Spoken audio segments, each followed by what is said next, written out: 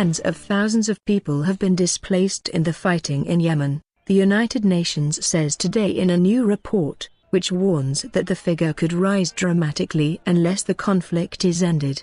The United Nations High Commissioner for Refugees, UNRWA, says the number of displaced persons in Yemen is estimated at between 120,000 and 150,000.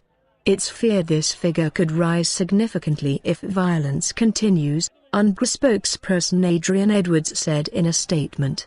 This is in addition to the 300,000-plus Yemenis already displaced by previous violence.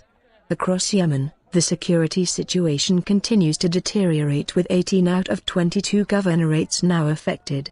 Airstrikes and shelling in Sanaa this week have destroyed banks, government and community infrastructure, the post office, and homes, UNRWA says.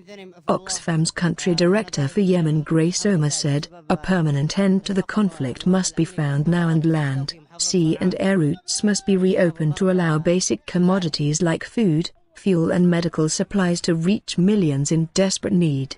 People have been without electricity and clean water in some areas for many days and are finding it increasingly difficult to buy sufficient food and fuel, Omar said.